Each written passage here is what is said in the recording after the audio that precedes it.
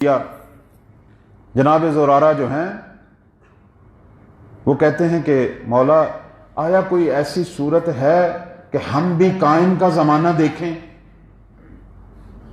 دیکھیں کتنا اشتیاق تھا، معصوم کو دیکھ رہا ہے، چھٹے مولا کو دیکھ رہا ہے، لیکن دل میں قائم کی محبت اور ان کا زمانہ دیکھنے کی آرزو۔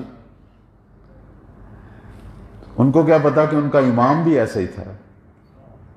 12ویں کو دیکھنے کی آرزو صرف چھٹے مولا کے شیعوں میں نہیں تھی، خود چھٹے مولا میں بھی اتنی تھی کہ اکثر یہ کہا کرتے تھے کہ لو ادرکتہ لخدمتہ، اگر میں بھی اپنے بیٹے قائم کے زمانے کو پاؤں تو میں بھی ان کا خدمت گزار ناصر بنوں۔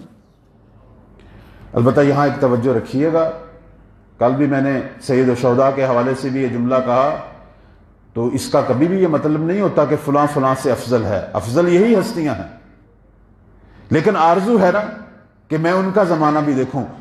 پیغمبر کی بھی یہی آرزو تھی، تمام ائمہ کی آرزو ہے کہ ہم قائم کا زمانہ دیکھیں، قائم کی حکومت دیکھیں، ان کی امامت کا زمانہ دیکھیں، لیکن اس کا مطلب کبھی بھی یہ نہ لیں کہ فلاں فلاں سے افضل ہے۔ افضل یہی ہیں، سید الشہداء افضل ہیں، امام صادق افضل ہیں، یہ افضل ائمہ ہیں اپنے بیٹے سے، اس میں کوئی شک نہیں۔ کبھی بھی ان چکروں میں نہ آئیں۔ بعض دفعہ لوگ جو ہیں وہ ان چیزوں کو مسائل بنا لیتے ہیں، یہ ہمارے اور آپ کے مسئلے ہیں، حجت خدا ان چیزوں کو نہیں دیکھتی، وہ مشیت الہی کے تابع ہوتی ہے۔ وہاں انانیت نہیں ہے، وہاں میں اور تو والی بات نہیں ہے، وہ خدا کی طرف دیکھتے ہیں، جو اس کی مشیت ہے وہی ان کا فیصلہ ہے۔ بعض دفعہ لوگ اس قسم کے سوالوں میں آ جاتے ہیں۔ حضرت یعقوب نبی ہے، کنعان کے نبی، جب اپنے بیٹے یوسف کے پاس آئے مصر میں تو حضرت یعقوب نے اپنے بیٹے کا احترام کیا، بلکہ اللہ نے حکم دیا سجدہ کرنے کا، قبلہ حضرت یوسف قرار پائے۔ اب حضرت یعقوب کی کوئی فضیلت کم ہوگی؟ نہیں، وہ باپ ہے، اس کی فضیلت ہے، لیکن اس وقت امام یوسف تھا، خدا کی منشا یہی ہے۔ موسیٰ اولو العزم پیغمبر ہے، صاحب کتاب ہے، خضر جناب خضر ان کے امتی ہیں، خدا نے کہا موسیٰ اتنے دن خضر کے تابع ہو جا۔ اور حضرت موسیٰ کی کوئی فضیلت کم ہوئی ہے؟ نہیں، منشا الہی ہے، منشا الہی میں انانیت نہیں ہوتی۔ میں تو بلکہ کہتا ہوں ہمارے درمیان بھی نہیں ہوتی۔ آپ میں سے کون ایسا نہیں ہے کہ جو خوش نہ ہو اگر اس کا بیٹے کا مقام اس سے بڑھ جائے؟ تو خوش ہوگا، لیکن باپ کی کوئی اہمیت کم ہو گئی ہے؟ نہیں۔ تو سارے ائمہ کی آرزو تھی، چھٹے مولا کی آرزو تھی، اور ہمارے چھٹے امام تو اتنا یاد کیا کرتے تھے، اور سب سے زیادہ احادیث بھی اس موضوع میں انہی کی طرف سے نقل ہوئی ہیں۔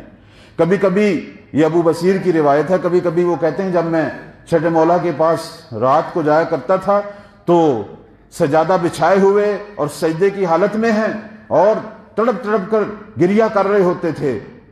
میں حیران ہوتا تھا کہ یہ کیوں گریہ کر رہے ہیں؟ جب غور سے سنتا تھا تو دیکھتا تھا قائم کو یاد کر رہے ہوتے تھے، اے میرے سید و سردار، اے میرے مہدی، تو اتنا عرصہ تنہا کیسے رہے گا؟ میرے چھٹے مولا گریہ کیا کرتے تھے۔ ایک دفعہ کوئی شخص امیر المومنین کے پاس آیا تو دیکھا مولا گریہ کر رہے ہیں، پوچھا مولا کیا ہوا، کیوں گریہ کر رہے ہیں؟ فرمایا کہ اشتکی لزیارت ابنی مہدی، کہ اپنے بیٹے مہدی کی زیارت کا اشتیاق ہے، اس کی وجہ سے میں گریہ کر رہا ہوں۔ اس سے پتہ چلتا ہے کہ کس عظیم ہستی کے زمانے میں ہم سانس لے رہے ہیں، کہ جن کی زیارت کے مشتاق امیر المومنین جیسے امام، اور جن کے زمانے کو دیکھنے کی آرزو سید الشہداء اور امام صادق جیسے امام رکھتے تھے۔ صلوات پڑھنے بار محمد و آل محمد۔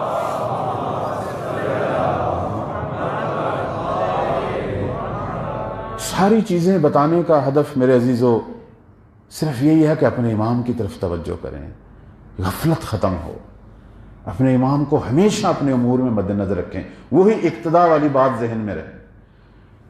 بات ہو رہی تھی دعائے عہد کی کہ زرارہ نے آ کے کہا مولا کیا کوئی ایسی صورت ہے کہ میں بھی آپ کے زمانے کا ہوں، میں تو چھٹے مولا کے زمانے کا ہوں، لیکن کیا میں بھی 12ویں کا زمانہ درک کر سکتا ہوں؟ کیا کوئی صورت ہے میرے لیے بھی؟ میرے معصوم نے فرمایا کیوں نہیں۔ یہ دعائے عہد انہوں نے ہی تعلیم کی جو آج ہماری مفاتی میں موجود ہے۔ فرمایا تا ظہور جو بھی اس دعا کی ہر روز، بلکہ انہوں نے شروع میں فرمایا کہ 40 دن 40 दिन अगर कोई शख्स इस दुआ को हुजूर कल्ब के साथ, हुजूर कल्ब का मतलब ये होता है कि जब मैं कोई चीज़ पढ़ता हूँ मेरा दिल भी उस चीज़ के मजमून और उसकी रूह की तरफ मुतवज्जे हो। बाज़ दफ़ा हम बहुत सारी दुआएं पढ़ते हैं, वो हमारी सिर्फ यहीं तक होती हैं, नीचे दिल और दिमाग के अंदर पता नहीं कोई और दुनिया होती है। नहीं, हुजूर कल्ब के साथ, तवज्जो के साथ पढ़ें कि अगर कोई 40 दिन हुजूर कल्ब के साथ इस दुआ को पढ़ेगा, फरमाते हैं कि या खुदा उसे इतनी तोलानी उम्र देगा कि वो मेहदी के ज़माने को पाएगा। ये मैं नहीं कह रहा, ये छठा मौला है हमारा। या अगर वो उसकी उम्र कोता हुई और वो दुनिया से चला गया, तो जब भी हमारा कायम ज़हूर करेंगे, फरिश्ते आएंगे बरज़ख में, उसकी कब्र में, कहेंगे ऐ मोमिन कि जिनकी तो हर रोज बैत किया करता था, तजदीद बैत करता था, जिस इमाम की वो इमाम ज़हूर कर चुके हैं, अब परवरदिगार तुझे इख्तियार देता है, या इसी बरज़ख की नेमात में अगर तू रहना चाहता है तो वो भी तेरी मर्जी, लेकिन अगर तू चाहता है उस इमाम का दीदार और उसकी नुसरत, तो खुदा तुझे दोबारा जिंदगी देता है और उस जहां में तुझे दोबारा पलटा देता है। ये इस दुआ के असरात हैं।